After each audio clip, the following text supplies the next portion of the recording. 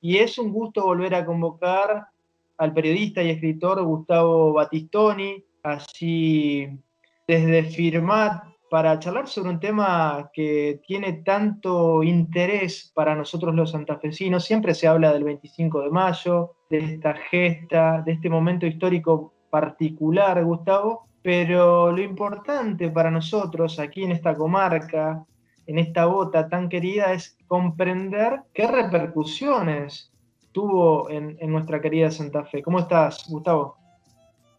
¿Cómo te va? Muy bien, muy bien. Sí, sí, uno, viste, con los años ha aprendido que así como se habla del eurocentrismo en ciencias sociales y en particular en la historia, también hay un porteño-centrismo, ¿no? Y bueno, y sobre todo en el tema, perdón, de divulgación o no tanto por ahí la historiografía académica que sí toca lo que pasó en las provincias en mayo de 1810, pero por ahí si uno escucha el canal Encuentro o otros canales que tendrían que dar una visión más federal, se encuentra que solamente ocurre lo que pasó en el Cabildo de Buenos Aires. Y esa es una gran falacia, realmente, porque en todo lo que era el virreinato de Río de la Plata y en particular en las provincias del litoral y singularmente en Santa Fe, hay toda una historia de rebeldía, desde los 7 jefes, desde la combate contra los portugueses en 1680, o sea, hay una serie de elementos que tienden a pensar en un criterio independiente, en un criterio libertario desde nuestra querida provincia de Santa Fe, y eso en general no se remarca. Y lo mismo ocurre con lo que ocurrió en 1810, porque aunque la noticia del 25 de mayo llegó a nuestra provincia, la ciudad de Santa Fe, el 5 de junio, ya había un montón de elementos en Santa Fe que llevaron a que Niers se preocupara por los movimientos de naturaleza autonomista e independentista en la provincia de Santa Fe, cosa que no es muy conocida y que está plasmada en documentos. Entonces, la gesta de Mayo, que fue aplaudida desde el primer momento en nuestra querida provincia, tanto es así que hubo salvas, cañonazos, campanadas y una aceptación inmediata, cosa que no ocurrió en otros lugares, por ejemplo en Paraguay, para dar un lugar paradigmático, Sí. Belgrano, pero en la provincia de Santa Fe y en particular en la ciudad de Santa Fe, pero también, y esto hay que remarcarlo, en la Villa de Rosario. En la Villa de Rosario, la idea del 25 de mayo fue vista muy, muy, muy positivamente. Y esto hay que señalarlo. Hay un dato que muchas veces no es muy citado, que los mismos curas de la ciudad de Santa Fe aplaudieron, a diferencia de otros lugares, la gesta que comenzó o que tuvo su momento clave en la capital del virreinato del Río de la Plata, ¿no? Me parece que esto es sumamente importante para entender después procesos posteriores y por qué el apoyo de la provincia de Santa Fe y de la ciudad de Santa Fe cuando pasó Belgrano. Cuando iba hacia Paraguay, la ciudad de Santa Fe lo recibió con los brazos abiertos, incluso él descansó en la Catedral de los Dominicos, que ahora sé que está en discusión en Santa Fe sobre la querían cerrar, parece que por suerte eso no va a pasar, pero indudablemente hubo en Santa Fe un ferviente apoyo a la provincia, siendo la primera provincia que aceptó la Junta del 25 de mayo y la segunda que mandó diputados a la ciudad de Buenos Aires después de Corrientes, ¿no? Claro, claro. Bueno, sería interesante también, Gustavo, dimensionar lo que fue el 25 de mayo, porque hablamos de la participación de Santa Fe, pero a veces son fechas que no se terminan de comprender en sí, ¿no? ¿Qué representó históricamente? Eso es, me parece que es central desde el punto de vista de lo que hace a nuestra identidad. Sí, no, Santa Fe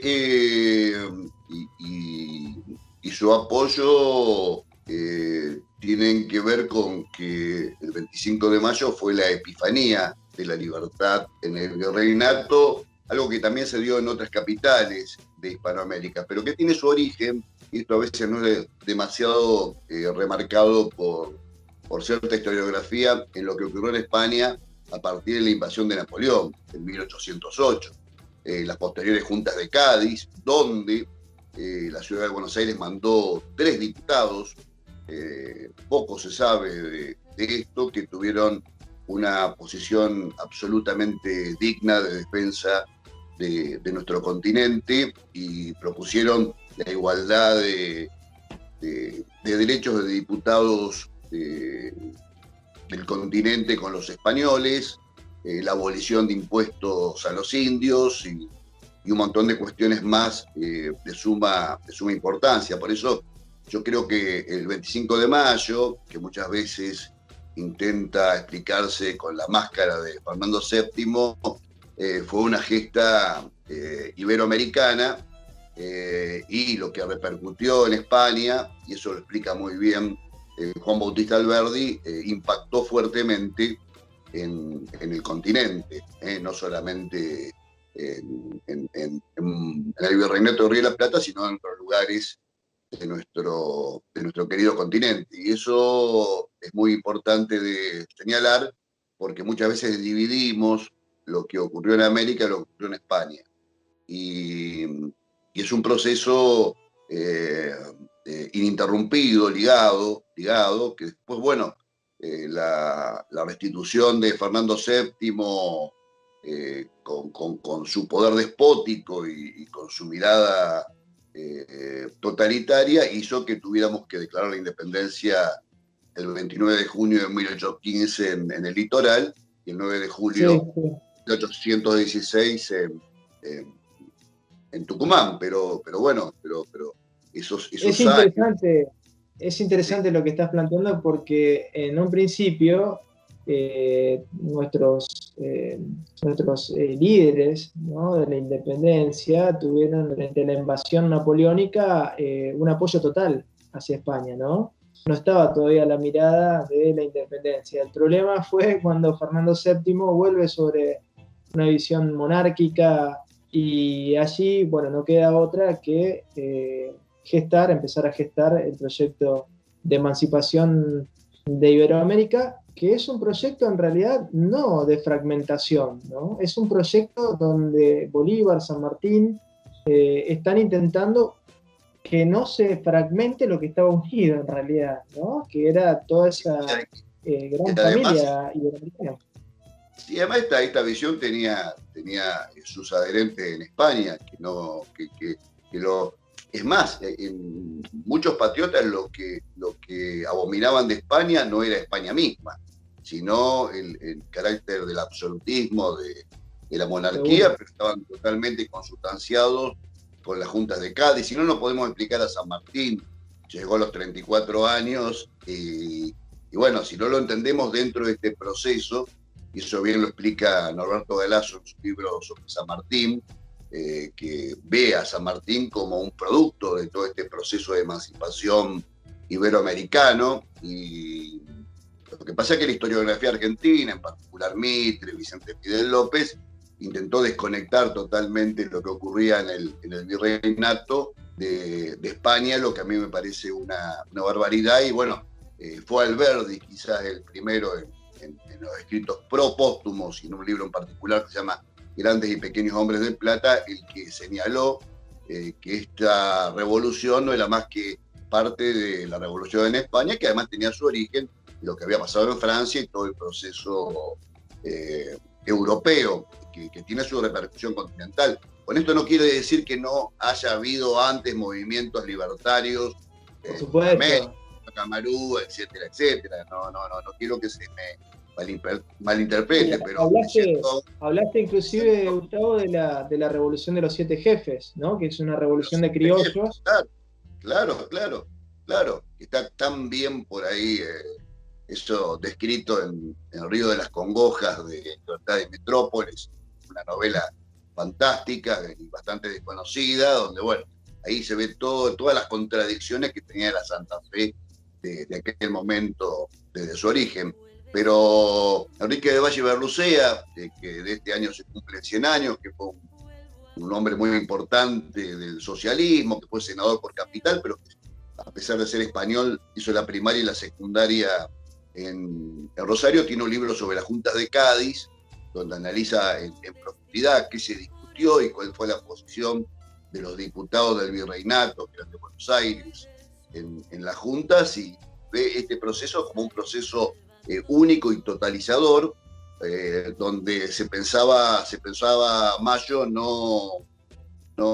y lo que pasaba en Cádiz, no oponiendo España a América, sino como un proceso total contra la España negra, contra la España totalitaria, contra la España que pensaba que en América había colonias, y en las Cortes de Cádiz, y eso lo remarca bien Del Valle, se pensaba en la igualdad entre íberos e hispanoamericanos, ¿no? Me parece que eso es algo que hay que recalcar y es un enfoque sumamente interesante para explorar, porque salvo algunos unos comerciantes ingleses que estaban en la ciudad de Buenos Aires, que sí querían la independencia total en ese momento para comerciar con Inglaterra, la mirada el 25 de mayo de 1810 era otra. Luego, bueno, el proceso histórico, con su desarrollo particular, hizo que tuviéramos que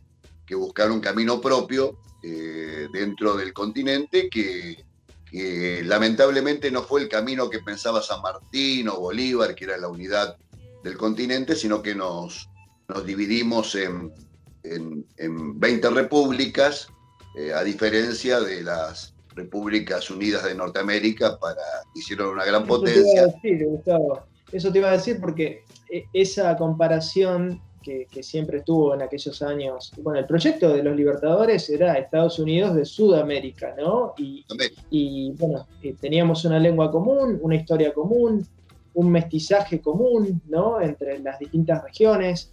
Se puede discutir, se puede discutir la conquista, se pueden discutir muchas cosas, pero teníamos 300 años de historia común y eso nos daba una plataforma fenomenal para encarar el futuro. Eso es lo que vieron los Libertadores y el 25 de mayo se inscribe en esa lógica, ¿no? En esa lógica, ¿no? Y bueno, eso repercutió sobre Santa Fe. Recuerdo siempre y quiero remarcar que en el Estatuto Provisional de 1819 se le daba la ciudadanía santafesina a todo americano. Es decir, había un proyecto desde la misma Santa Fe, pero desde casi todo el continente, con una mirada americana, en irnos a una gran confederación de hermanos para poder tener un peso muy grande en el mundo y no después caer en las garras como caímos de Inglaterra, que fue dividiendo, fue haciendo de cada país una república, como pasó con Uruguay, o incentivando por ahí la política del Imperio de Brasil, y bueno, eso hizo que no podamos tener un continente unido y que tenga una personalidad potente en el mundo hoy, ¿no? Gustavo Battistoni, periodista, escritor, muchísimas gracias por estas reflexiones en esta mañana de domingo. No, te agradezco a vos y un saludo ahí a todos los amigos de Santa Fe, ciudad que quiero tanto. Y cada vez que voy, bueno, me siento en mi segundo hogar. Un abrazo grande.